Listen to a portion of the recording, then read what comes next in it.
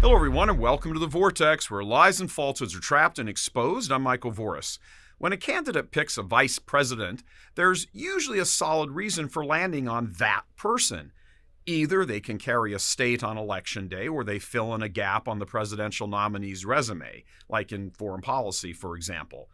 So Biden's pick of Kamala Harris is proving to be quite weird, practically brain dead, in fact.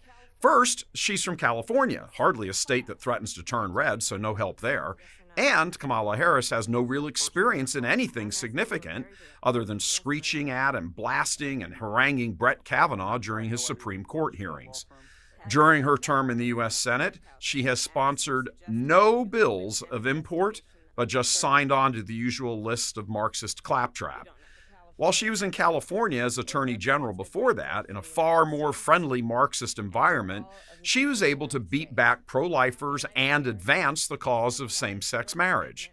She's been picked by Biden because she's a woman, and he was under intense pressure from Marxists to pick a black woman, which every single person on earth understands means African American, not just someone who doesn't have white skin. You know, descendants of slaves, grown up in poverty, victims of white privilege, all of that. But Kamala checks none of those boxes, not a single one. For starters, her father admits in an online biography seen here that he is descended from Irishmen, and his side of the family owned a plantation in Jamaica, complete with slaves. Yep. Slaves. You heard right. Kamala is a descendant of slave owners. Likewise, she has absolutely zero biological ties to the African American community. She is not descended from sharecroppers. Her ancestors were not kidnapped from Africa and chained in slave ship galleys and sold in markets. None of that applies to her. And that's just her father's side. Her mother's side is even less applicable to the whole question of racism aimed at blacks. Her mother's family is from Madras, India. Mom was a cancer researcher who met and married Kamala's father in Berkeley, California in the 1960s when they were working and studying together. A few years later, her parents divorced. Mom got a nice job at a Canadian university, and Kamala, with her younger sister, went to live with her mother, where she grew up in a racist-free environment in Montreal. Kamala has, in fact, had none of the usual experience of what everyone understands as the American black experience. She's Jamaican and Indian. At least Obama was half black. Kamala is no black, commonly understood. Likewise, to curry favor with the non-blacks when she was Attorney General of California, she pursued a vigorous anti-crime policy which massively drove up incarceration rates of young black men. That's something her running mate, Joe Biden, also did when he was in the U.S. Senate, the same man who also verbally opposed desegregation in schooling. Kamala actually ripped him on stage at the party's primary debates for being a racist. You also worked with them to oppose busing.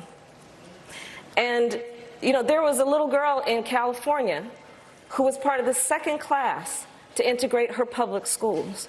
And she was bused to school every day. And that little girl was me. It's kind of curious, all this. A racist man who keeps insulting blacks with condescending comments, and a fake African-American woman who is not of African descent, but Jamaican and Indian, who will now march off together on a "blacks need to vote for us because we are woke" campaign, which will prove to be one of the most hypocritical shams in the history of U.S. politics. Likewise, a whole host of other weird questions arise from this pick. Kamala said she believes Tara Reade, the woman on Biden's staff back in the day who ultimately accused him of sexual assault. Harris flat out said she believes Tara Reade. So on top of accusing Biden of being a segregationist, meaning a racist, she also believes her running mate is a rapist. Out of her own mouth, she has accused Biden of being a racist and a rapist. Don't forget those points. She's descended from slave owners and thinks her running mate is a rapist and a racist. You can't make this stuff up. Add on to the list that she herself is a public anti-Catholic bigot.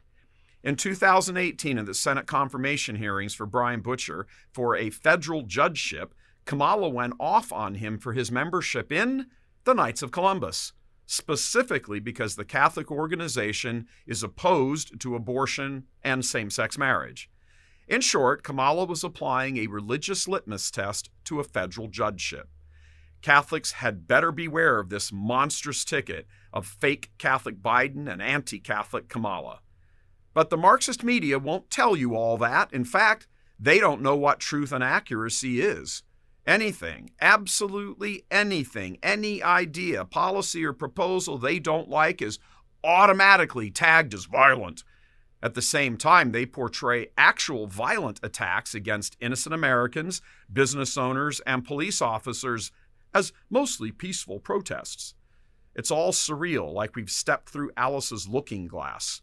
A spoiled, pampered girl profiting from a system built on their imagined white privilege in another country, whose lineage includes actual bona fide slave owners, manages to now be in the vice presidential slot for the United States. All this victimization, it's horrible, the poor dear. Neither the media nor Kamala herself can go near this third rail. She cannot admit her lineage lest the truth come out. And if she admits it and blames it on the past that she had nothing to personally do with, then the whole BLM argument blows up in their collective Marxist face. Remember when Elizabeth Warren had to out and out lie about her Native American heritage to gain advancement? Well, how's Kamala's story any different? She lies when she calls herself African American with everything that imports in 21st century America.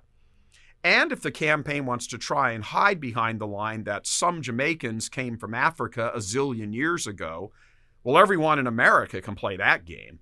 So everybody is both every ethnicity and no ethnicity. The Dems play the race card. They use identity politics to get elected.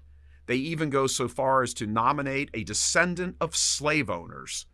So every actual black woman in the Democratic Party should be asking right now, what's wrong with us, the actual descendants of slaves, as opposed to a descendant of slave owners? The Dems do have racism high on their list of issues, just not in the way they pretend. In that way, much of the U.S. hierarchy resembles the Democrats, harping on about fake issues of social justice and the environment in order to advance worldwide Marxism. It's going to be a heck of a remaining 80 days or so. God love you. I'm Michael Voris.